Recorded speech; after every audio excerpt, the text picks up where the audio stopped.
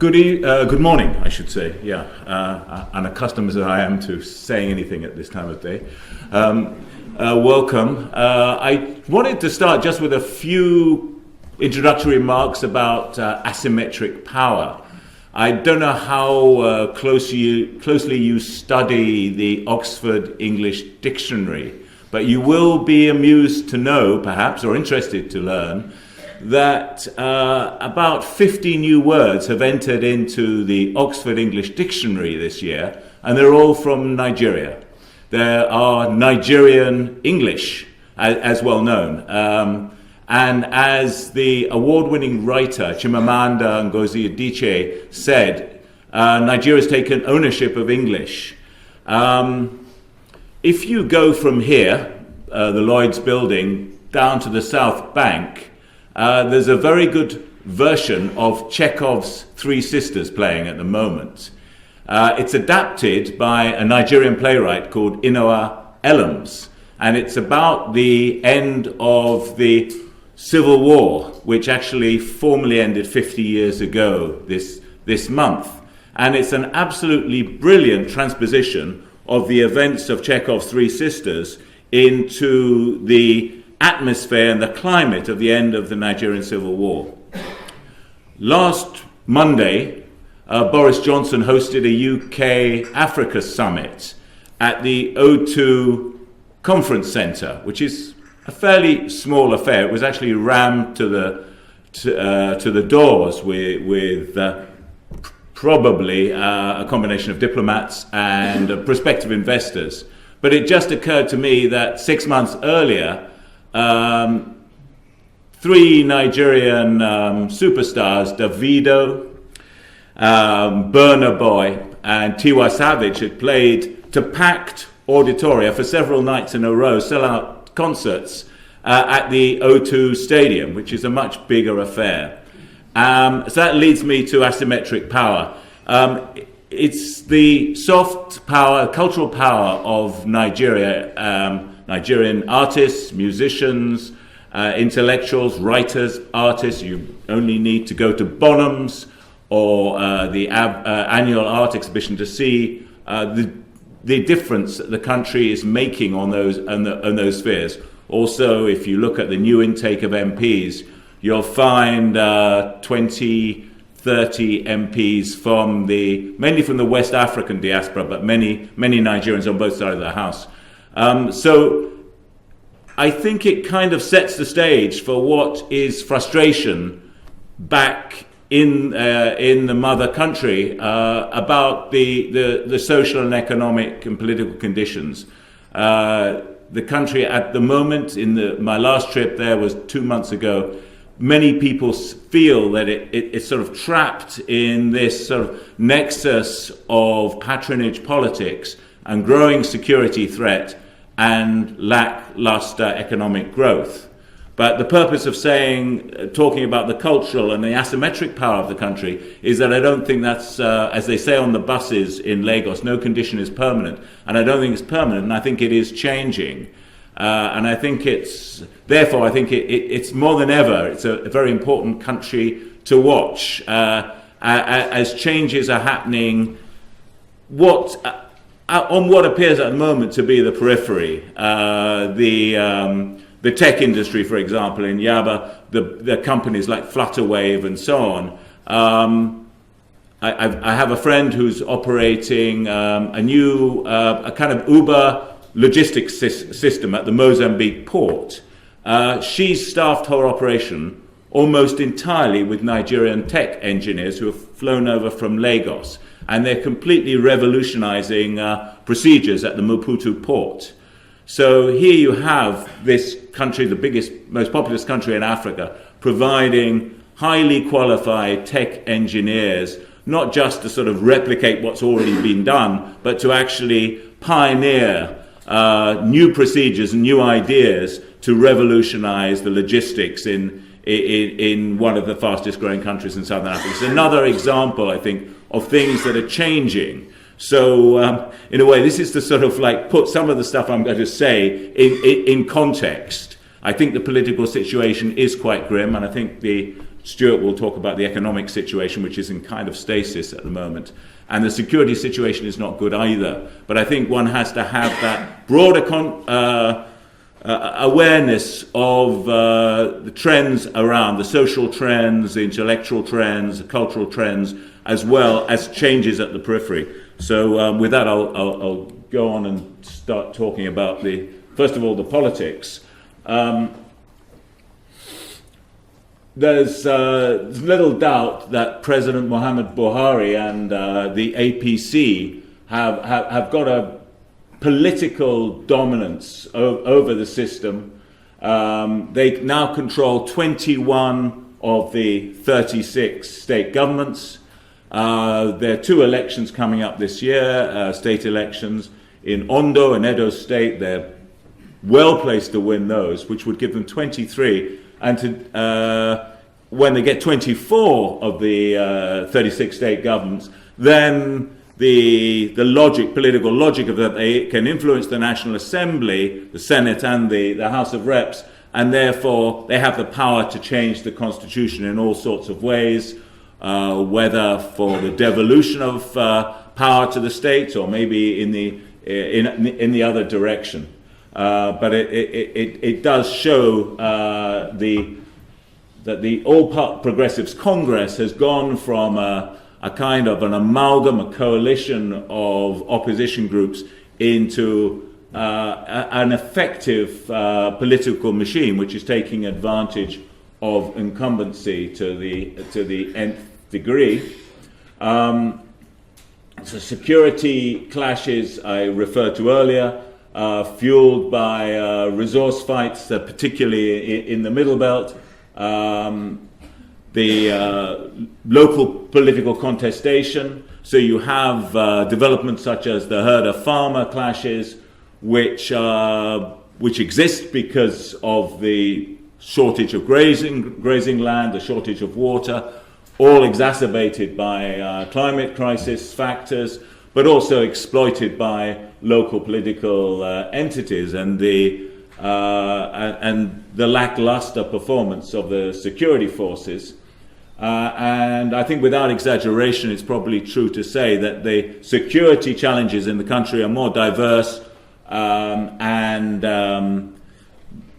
more threatening than at any time since the end of the Civil War, because there are so many, and the government's armed forces and security forces are more overstretched since then. As I said, the APC controls the executive with all its centralized control and powers of patronage. It also controls the presidency of the Senate, which essentially is the number 3 position in the country after the presidency and the deputy presidency. And it controls the House of Reps Speaker. So, I mean, the federal system is, as most of you know, mirrors pretty much the American system, with all the contestation between the executive and the legislature and so on, and then the power of the subcommittees in the legislature, which can delay or speed up policy. Worth bearing in mind that the pressures to restructure the country, coming particularly from the Niger Delta and the southeast, and increasingly from the southwest, actually, that is to devolve power from the center to give the states more power over revenue raising and over security. The final arbiter of that is not actually the presidency, but the National Assembly. If the National Assembly can get a 2/3 majority to change the Constitution, it can actually move ahead in the face of attempts by the executive to slow it down. And those issues are very, very much live issues. The idea of constitutional reform, devolving power to the states, particularly moving forward with some formula that would give the states more power over security. Variations of that, whether it's what they call community policing or state policing. But at the moment, you have this sort of monolithic National Police Service headed by the Inspector General of Police, and it's seen as pretty ineffective, given the size of the country, given you've got a population of, say, 205 to 210 million, and a police force which one of the lowest ratios of citizen to police officer in the world. And despite their commitment to adding another 10,000 police officers every year, that will still take a decade to get up to another 100,000, and it's generally recognized they need 300,000 to bring the police force up to an effective policing operation on national level. Buhari is a sprightly 77, I should say. He has had numerous health problems, which he hasn't been entirely open about, but he certainly looks a lot better than he did 2 or 3 years ago, thanks to Harley Street doctors, I think. He generally looks like he's set to serve out his term. He has, on 3 occasions now, ruled out changing the constitution from any manner of means, and while other leaders around the world have made such promises, and then through force of circumstances and the great pressure of their supporters, they've had to change their mind, unfortunately. I think in Buhari's case, I think part of his legacy is going out on time and not messing around with the constitution. He was extremely critical of one of his predecessors, Olusegun Obasanjo, who tried to do just that, citing the same sort of causes we've heard in so many places. I think the betting is that Buhari is going, and that has sort of fired the starting gun on the succession race in 2023. His legacy, he wants to rebalance the economy. That's been his theme for probably 30 years of his political life, breaking the dependence on oil, trying to industrialize in key sectors, building up heavy industry, the steel industry, the big petrochemicals investments, as well as the light manufacturing, which has had a sort of uncertain history over the last 20, 30 years. Particularly investing in agriculture, which is, of course, where his core support is. In the north, the big rice farms, maize, sugar, and other attempts to build up local production to substitute for the imports from particularly Asia. And the obsession at the moment is rice and building up local production of rice. And as to be said, I think that they're winning the battle there, but much more slowly than they would say or maybe actually admit. His other 2 aims: strengthening security. He was a general in the armed forces. In fact, his first time in power was as a military leader in '83, after the civilian leader Shehu Shigari was overthrown. He was seen as a hard guy then, less so now, I should say, as someone in charge of the military. And I think one of the bigger disappointments of his first 4 years was his failure to stamp his imprint on the military, get serious about military reform, and make the military a more effective fighting force to deal with some of these growing regional and national security problems. But this year, we are due to see a reshuffling of the top jobs in the military, the generals and brigadiers. Many are going to retire, allowing the junior officers to move up the totem pole, and perhaps formation of a new division to deal with the insurgency, militia threats, and so on. Then final issue that he has been made him one of his big campaigning promises is on corruption and illicit financial flows. Nigeria is going to be hosting a big conference in a couple of months on illicit financial flows, and our old colleague John Christensen, who's worked with Tax Justice Network, is going to be involved in that with Nick Shaxson and people like that. And it shows I think, a more strategic approach to these issues from the Nigerian government than hitherto, understanding just the damage that the grand corruption is doing in so many levels to the country's situation within the international system, the complexity of international actors, the so-called enablers, the law firms, the accountancy firms, auditors, and all the rest, as we're seeing in somewhere like Angola right now, and how governments which have the political will to do so can actually crack down on these losses.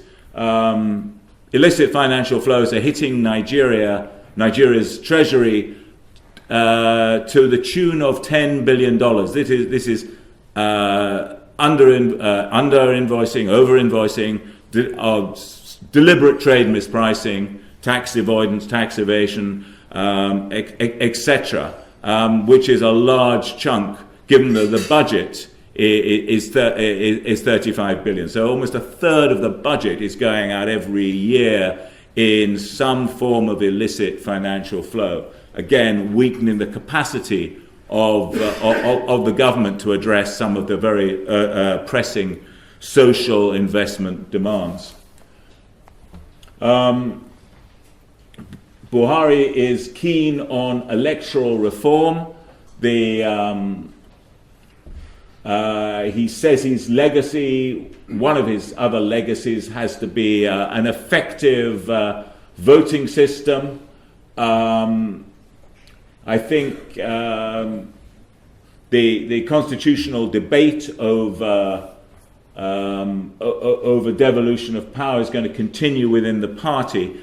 Just in terms of the balance of power on that, I think you've probably got the opposition, the main opposition, People's Democratic Party, is particularly committed to devolution, the so-called restructuring of the state, and probably about half, particularly the southern supporters of the ruling All Progressives Congress, want to see devolution, want to see constitutional reform. The northern supporters are less keen. Their sense is that the status quo that is, at the moment, with a pretty strong executive, as long as that executive represents northern interests, is a good thing, and messing around with that is going to damage northern interests. There's also an essential financial calculation, because at the moment the revenue sharing formula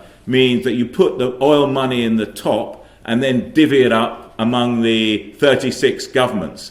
So states that really don't have any other revenue base, they don't raise much local VAT, retail taxes and income taxes, they rely on the federal government for their share of the oil money, split 36 ways. And there's no question that if there was a restructuring of the states as relation, the 36 states' relationship to the central government, that the revenue-producing states, those are in the Niger Delta mainly, the oil-producing states, and Lagos, which has a much bigger commercial base, they would do much better out of that, and the northern and the north-central states would suffer. So that's the basis for the argument over restructuring. But I think we're going to see more and more of that argument.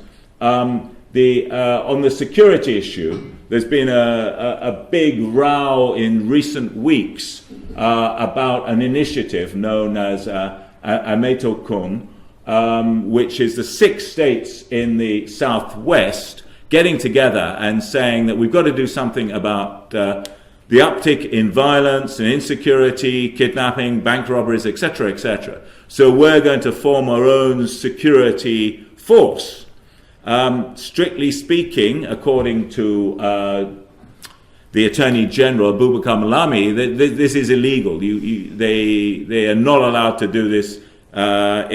Security is a reserved power for the federal government. State governments are not allowed to do this beyond having what they call community police. So there's been a big fuss about that. And I think what is interesting in that fuss is that the 6 states in the southwest have faced down Malami and said, no, we're not backing down, we're going to do this, and this is necessary. So Malami's now backed down and said, right, you can go ahead, but we need to discuss how you're doing it. So I think whether or not the federal government at the center passes legislation to enable states, to legitimize states having their own police forces and everything, we're going to see a gradual move towards states having more and more security power. And then the legislature will have to catch up with that and pass the necessary laws to confirm that. But I think that's what is likely to happen on the ground, and it reflects the growing concern across the country about security conditions and the inadequacy of the national police. Again, on the gubernatorial front, the state front, the APC is going from strength to strength. Won 2 PDP states last year, Bayelsa and Kwara. The role of the judiciary, while the judiciary appeared to be having a fit of independence about 2 or 3 years ago, and it started overturning quite a few election results, sometimes to the disadvantage of the incumbent power. The last year, virtually all its rulings have been to the advantage of the ruling party. Most notably, in the presidential election, the challenger, Atiku Abubakar, was said by the Independent National Electoral Commission to have lost by 4 million votes. And he disputed this and brought up some very important points about the process. And a bit, I don't know if those of you have watched the Kenyan arguments about elections. He was disputing both the numbers but also the mechanism. So it's not just quantitative assessment of the electoral process, but it's also qualitative assessment. And he found pretty major flaws with the results on both counts. And I think what was, it was up for contestation. But I think what was concerning about what happened in the end with the Supreme Court was just the failure to take his case at all seriously. It kept on getting thrown out at various stages. And he may not have had the best constructed legal arguments, but I think he was raising some very, very important points. And I think it's a matter of concern that the arguments were pretty much arbitrarily dismissed. Both the parties are factionalized, and that's not going to change much. The chairs of both parties are under fire for the choice of their candidates, and that's one of the key functions controlling the whole nomination process. And that is only going to get more intense in the coming months as the race for the 2023 elections gets underway, and particularly the choice of both parties' candidates. Sad to say, I mean, it's very much a two-party race between these two parties. You do have people like Kingsley Moghalu, the former deputy governor of the central bank, who was standing for one of the smaller parties. Unfortunately, he didn't stand a prayer. And I don't think that's going to change next time around. You're still going to see this sort of duopoly between the PDP and the APC. The front runners on the APC side are Osibajo, the current deputy president, the APC national leader Bola Tinubu, former as governor of Lagos State and putative godfather of politics in the southwest, Kaduna's Governor Nasir Rufai, a sharp-talking, outspoken guy who, I guess in British terms he would be regarded as Marmite. If you like him a lot. If you don't, and so on. Ekiti State's Governor Kayode Fayemi he could emerge as a compromise candidate between Osibajo and El Rufai. He's a very skillful politician. He's got a background in civil society, politics, and although his state is not one of the most powerful economically, he's a very shrewd operator. He's chairman of the Governors Forum. He seems to manage to be close both to Buhari and Osinbajo, and there has been some tension between the two men over the last few months. And then the outside candidate would be Tunde Bakari, who ran with Buhari 10 years ago, and Buhari likes because he's a sort of radical preacher, no nonsense on corruption, and so forth. The PDP runners are Atiku Abubakar, again, who was defeated last year, very much late 60s, early 70s, and but very much of the Buhari generation. Aminu Tambawal and of Sokoto State, he regarded as a sort of new generation candidate, and Nisa Mwike from River State runs the second biggest budget after Lagos, quite a powerful political bruiser. I guess the money will still be on Atiku as the front runner, simply because he's got his own sort of funding mechanisms, despite the government's best efforts to rein that in.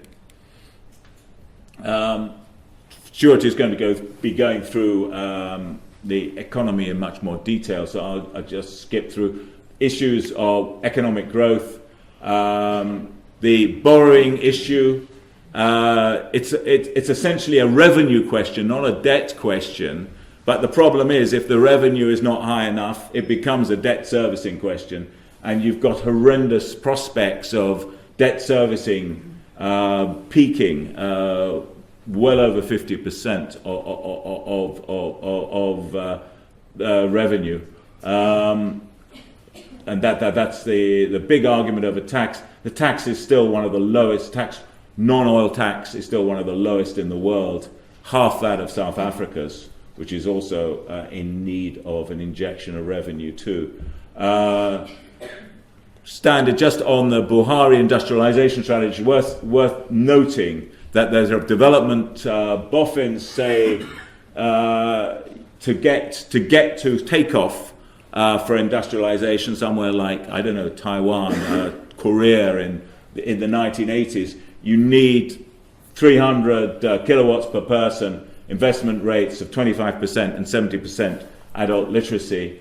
Current conditions in Nigeria, averaged out over the whole country, 150 kilowatts ahead, investment levels of about half the takeoff level, and literacy rates ranging from 50 to 95. And that leads you to the conclusion that, yes, in places like Lagos and rivers and cross rivers, Delta State and so on, there are conditions for industrialization. These are pockets, but to envisage a national industrial program stretching across the country up to the far north is not feasible under current economic conditions. And I think it's worth sort of putting that in context of the government's industrialization plans.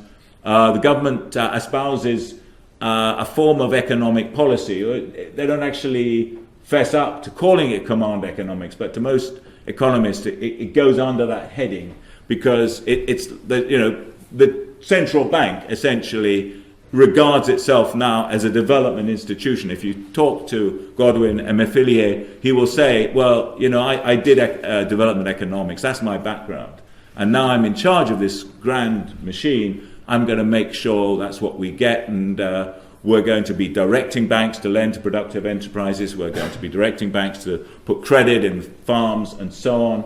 And we're going to essentially, make the economic weather in the country for better or for worse. And because that really has caused a bit of a collision with his old friends in the commercial banking world, who just want to actually sort of buy treasury bills and sell them and so on and make loads of money out of fairly easy transactions. So there's a sort of culture conflict now in the banking sector. And I think it is certainly putting pressure on the balance sheets of the big banks.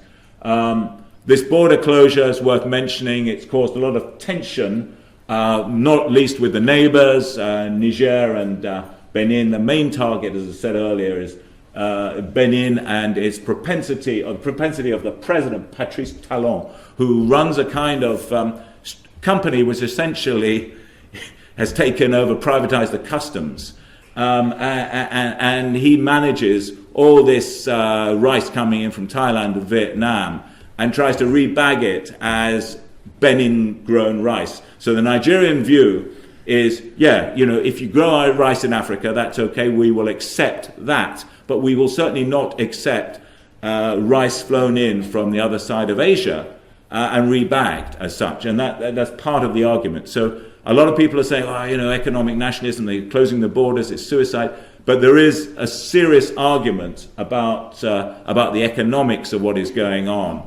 And the Nigerian government is using its power as a big state in the region to clamp down on that. And it's causing a lot of, shall we say, unintended consequences, such as, I guess, problems over reform, security, cooperation, and things like that.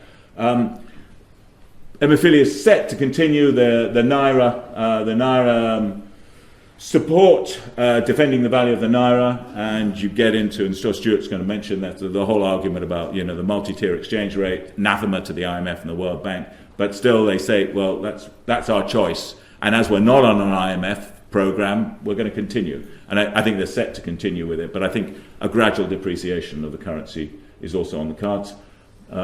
Fuel subsidies, logical consequence of the supporting the Naira policy, and quite frankly, bonkers in terms of macroeconomics, but it makes evident sense in terms of politics. Any government that's tried to cut the fuel subsidies has faced mass protests and disaffection, and everyone and their cousin tries to maximize their own personal advantage by putting up prices. So that one isn't going to change until the refinery comes on stream.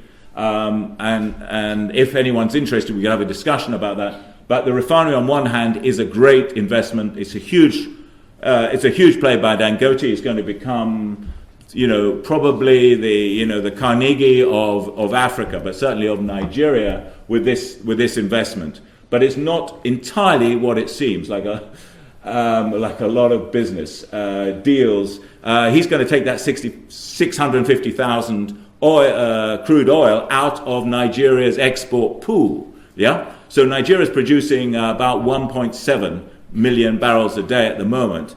So it's going to lose that 650,000 for that, and that's going to be allocated presumably at shall we say, a comfortable price for Dangote to be refined locally. So it's going to cut their export income. Yes, it's going to save 10 billion on the costs of importing refined fuel products, but it's simply going to cut the amount of crude oil they can export. So the only way around that is for a massive investment in the oil and gas sector, well, the oil sector, to boost production, and that's not right on the cards. And it would take, in any case, 3-4 years to replace that lost production. So that's a mathematical problem the government has got to balance. And I'm not entirely certain when we've written about it, and I'm not entirely certain that there is a clear answer to that, and it's not something that really can be fudged. So it's a caveat about the sort of refinery optimism, I'd say. Governance reforms, I think the PIB is due to go through this year. It's certainly a much more lukewarm reform than it was initially. It will add to a general move to transparency, and that hasn't got much play, but the government has structurally, in terms of digital systems in the Treasury and across all the other spending ministries, introduced a lot of checks which have increased transparency and accountability. I think they should be given a bit of applause for that. And the PIB, when it goes through, and I think it's set to go through mid-year perhaps, will reinforce that. The seventh train of the Bonny Island project, the gas export project, is definitely good news. It's another highly profitable bit of the oil and gas sector. There is the continuing crisis in the electricity industry. There's going to be a review of the privatization system and structure as so far implemented, and the bailing out of the bulk trader is going to be reviewed, and the financial instability of the generating companies and the distribution companies is going to be reviewed, and they're going to come up with a new policy.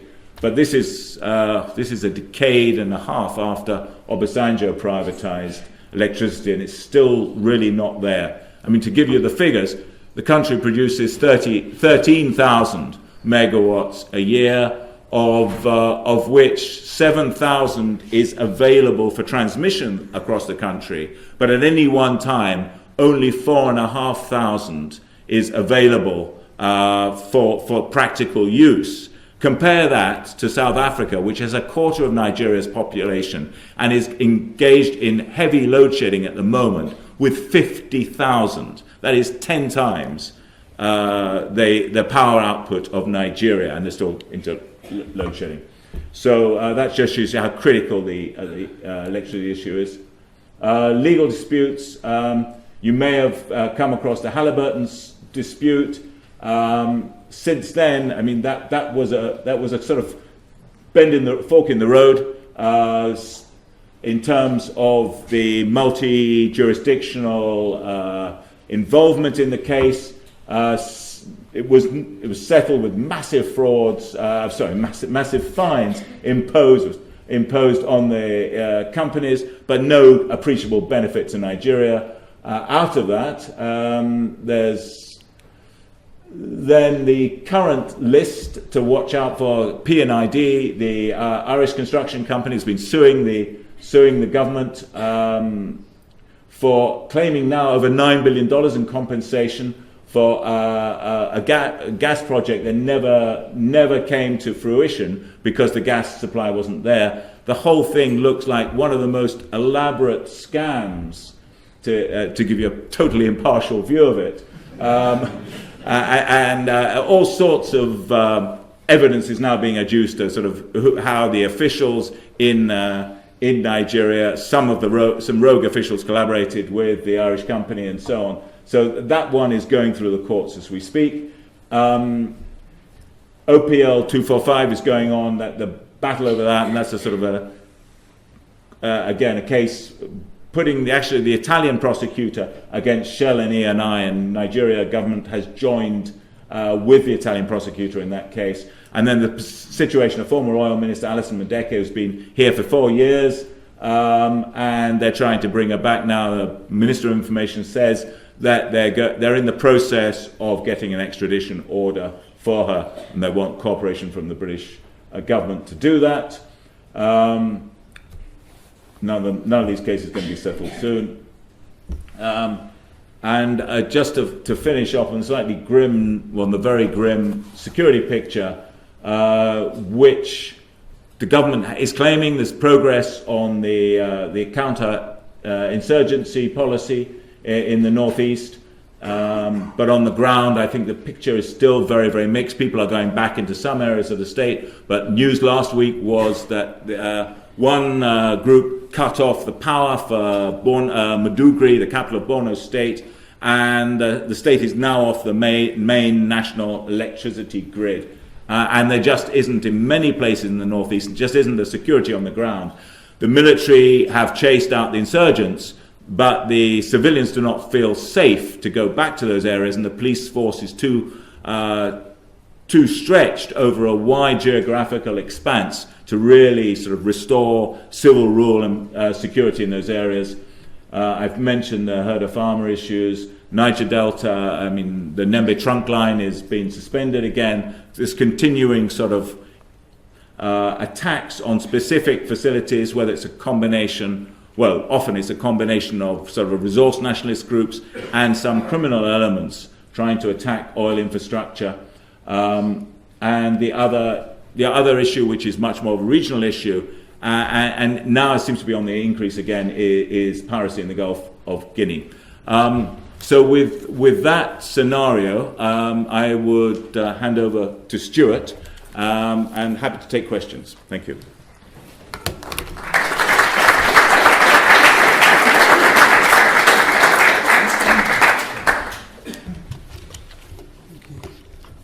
Where's the... Oh, sorry. That's right. Yes. Oh, is that it? Yes. Oh. Looks like a pen. Good. Excellent. Okay, thank you. How long do I have? 10 minutes. 10 minutes. Okay. Good morning, everyone. Thank you.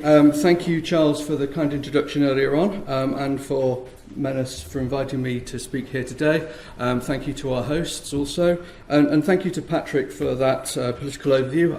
I agree with a lot of what you said, and I think there's some interesting points that maybe we can touch on either in my talk or in the Q&A after. I'm going to cover the Nigerian economic situation, looking at developments or recent developments and prospects for 2020 and maybe beyond, and also give some financial market perspectives. I have about 10 to 15 minutes. I've got about 9 slides or so. I might whiz through a couple to keep them on track. And I think I'd like to get to Q&A as well so that you can ask us questions. Much of my presentation is based on research that we've recently published at Telema on Nigeria.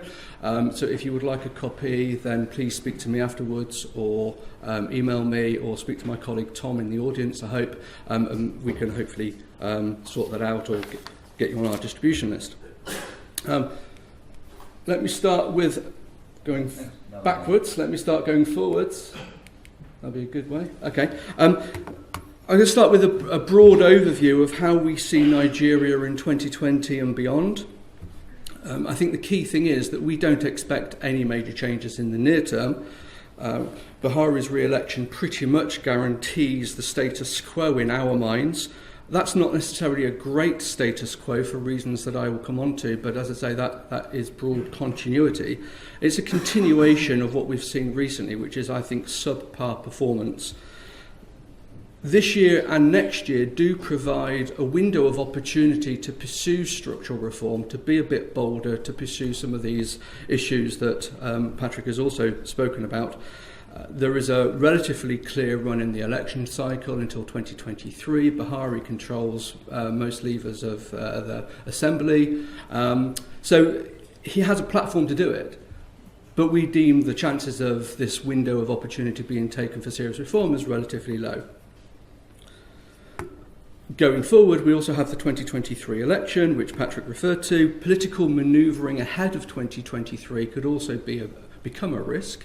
I think 2023 in markets terms is possibly a bit too far away now, but people will start thinking about this both in terms of the manoeuvring, and some might say we're already seeing that now, but also in 2023, which the election presents material risks as well, because Buhari can't stand, so there'll be a successor, but also the north-south rotation could also upset that dynamic. So we might not get, things might not get much better from here, is, I guess, our key message. Now, on the flip side of the coin, you might also say, well, things may not get much worse, or at least you'd have to do quite a lot to mess things up. And again, I don't think necessarily that's going to happen, but you're going to get this, say, continuation of subpar performance, subject obviously to oil and security risks. But there are also vulnerabilities which makes this status quo path so sensitive. If there is a domestic shock or an adverse external shock, then that leaves Nigeria a bit exposed. So those vulnerabilities, obviously oil dependency, this low growth rate, fiscal and debt weaknesses, which we've spoken about, dependence, increasing dependence on foreign capital for funding, and also the FX regime. So this is what I mean by status quo in terms of macroeconomic outlooks. We're seeing moderate growth and fairly high and sticky inflation. Last year growth is probably running out at about 2.1 to 2.2%. We still haven't got the final Q4 number, but that's what I think we're thinking it will be if there's no unexpected surprises in Q4. So 2.1, 2.2. Next year we're projecting 2.5% growth. I think that's the same as the IMF. The Bloomberg consensus is about 2.3. The World Bank is a bit more pessimistic at 2.1. But you're seeing this clustering in a fairly narrow range of 2 to 2.5. And that's for this year. And over the medium term, that sort of 2.5% growth is being seen as Nigeria's trend rate. So the improvement last year, 2.1, 2.2, is based mainly on an improvement in the oil sector. Oil production was up 7% in 2019. Obviously, we might expect to see a little bit more of an uplift this year as well. But what we're really waiting for, and I think what the authorities are waiting for, is non-oil growth to really get spurred on from some of the measures that they are taking and will take. But that kind of growth rate of 2.5, yeah, it's not stellar. After a lengthy recession, it looks better, obviously, from a few years ago.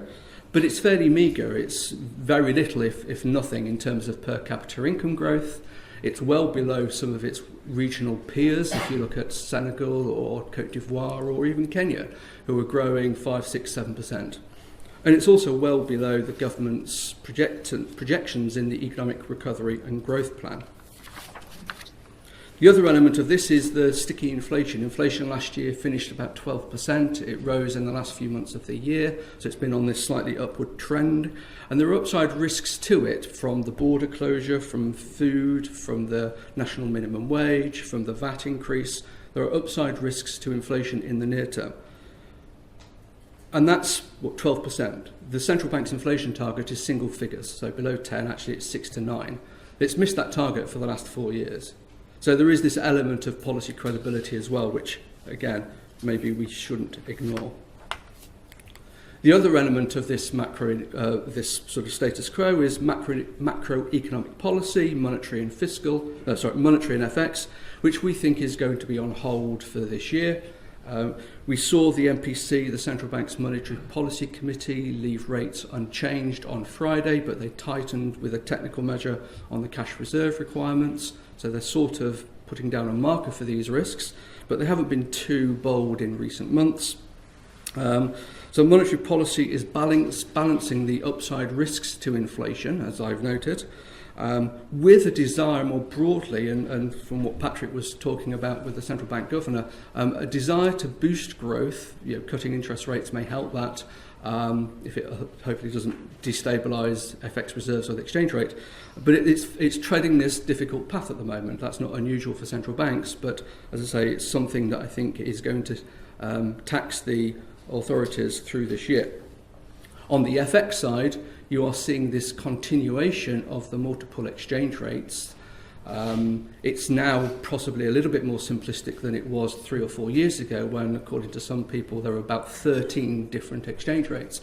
It's more simplified than since then, so it's probably working more effectively, and it's probably better understood by portfolio investors.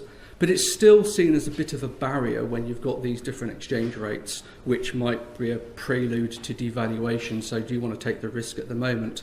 So I think the management of the FX regime, we expect it to continue. They haven't changed it yet, and they've been better times to have changed it in the last year. But as I say, that could be a barrier really to investment and growth. Of course, the other element of this is that it's not very efficient. It's an opportunity for corruption, and it sort of reduces investment opportunities. So there are problems. There is a cost to maintaining this. So with policy on hold and those macroeconomic outcomes, there are vulnerabilities as well, and we show here on the external side the worsening of the current account situation. So we've gone into a deficit, running now at about 2% of GDP. We're seeing a fall in reserves. Central bank reserves are down 7 billion from their peak in the middle of last year. So there is an external pressure. And on the fiscal side, the headline deficit, federal government deficit, is 1.5% of GDP. That, you may say, doesn't sound too bad for most countries. But the broader measure of the government deficit at the general government level, so more consolidated, which is what the IMF look at, is around 4.5%, and it's been quite wide at that level and persistent for the last few years. So there are fiscal weaknesses too. Now, you might say the twin deficit overall, if you add the two together, isn't that bad compared to many other EM or even frontier countries, but it's certainly something that needs to be monitored. In terms of the fiscal position, there are structural fiscal weaknesses too. We highlight two here. So one is the low revenue base, which Patrick has referred to. So Nigeria, the bottom line, the bottom line on the left-hand side of that chart, it's about 7% of GDP, revenue to GDP. It's one of the lowest in the world, full stop. More effort needs to be done to tackle that. Now, the recent VAT increase that's effective on 1st of February may help. It's a small, arguably, measure in the scale of things, but I think the authorities are aware of this, and hopefully we will see more effort going forward. The other element of this fiscal structural weakness is in terms of the high interest burden, the chart on the right. Interest is about 60% of federal government revenues. That's a quite sizable burden. It means that you have little discretionary fiscal spending. It opens you up to shocks in terms of funding, etc. So it's another thing that the authorities are actually alive to and trying to tackle, but it takes time. The DMO, the Debt Management Office, is actively seeking to reduce the interest cost by switching to more external funding from domestic funding. It takes time, and it takes time for that to transmit through the portfolio. They're aiming for a 60-40 domestic to external split. It's currently about 70-ish, 30, so there's more way to go. And one of the parts of that strategy is external funding, either through Eurobond issuance or, at the moment, the authorities are seeking concessional financing from development institutions, which I think fair play to them. The other element of all these vulnerabilities, public debt, is rising. It's low, granted, 19% of GDP on government figures, 30% on IMF figures when you add in some other government obligations. But still, at that level, it's low. But as you can see, it's rising. And with the weak fiscal structural position, weak growth, you can see the debt dynamics are poor, and that will continue to rise. Yes, it's relatively low in a comparative terms. It's well below the African average, for instance. But again, it's the trend that I think worries a lot of the investors. Now, one element of this, you might say, the rise in the debt burden. Part of that is the contribution of that is from Eurobond issuance. We've seen from relatively little issuance several years ago to quite significant issue a few years ago. And more is going to be planned, we think, this year, maybe not in the first quarter, but more probably this year. But the Eurobond stock is now $11 billion. And that sounds like quite a lot, but in a $500 billion economy, that is actually quite low, and the debt service on that, at least in the near term, interest is also quite low. So it's really other elements, and that's really the domestic debt, the growth in domestic debt over the last few years that has contributed to that rise in public debt burden, and probably will continue. Now, despite what I've said about these vulnerabilities, we're not seeing this in the markets. Eurobond yields are still quite low. They've been on a declining trend over the last year. 10-year dollar yields are about 6.7%. I suspect that's more to do with the international environment than what Nigeria is doing as an investment case. But it's still quite low, and therefore an opportunity for helps Nigeria fund itself. But if we see a spike out in yields, then clearly, given these vulnerabilities, if that door shuts, then it's going to be more problematic. The other element of this is the domestic market, where T-bill yields traditionally over the last few years have been double digits, but fell in the last quarter of last year, partly because sort of micro-regulation changes, where the authorities prohibited certain domestic investors from investing in central bank bills. They probably shouldn't have been investing them in the first place. The authorities changed that, but that forced a lot of these investors into the treasury bill market, so that increased demand saw T-bill yields fall. Will that translate into lending in future? Lower domestic interest rates remains to be seen. But the other element of this is the instruments that were prohibited from a lot of the domestic investors were central bank bills, open market operations bills, so OMOs. The stock of those is quite big. the central bank is still issuing them, essentially for sterilisation purposes. The stock is now $40 billion, about a quarter to a third of that is held by non-residents. That's about $10–11 billion. So you can see, as I said earlier, this dependence on foreign capital is growing.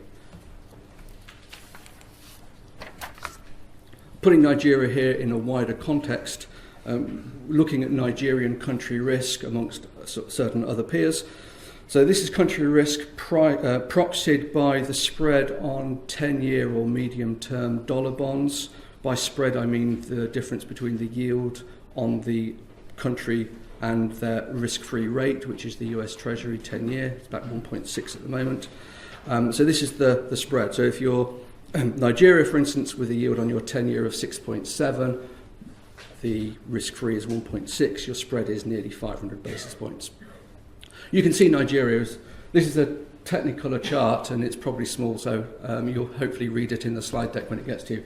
But Nigeria is the third line from the top, the yellowish looking one. So what this says is that, Nigeria is still seen as relatively high risk in a wider frontier or Africa EM context. Yeah, despite the low debt, despite some of the things I've spoken about, some of those vulnerabilities, they do matter, and this is what we're seeing in terms of secondary market prices. So yes, Angola and Ghana are seen as riskier. They're coming from slightly different starting points, particularly Angola, but actually the stories there are probably more compelling in terms of reform agenda.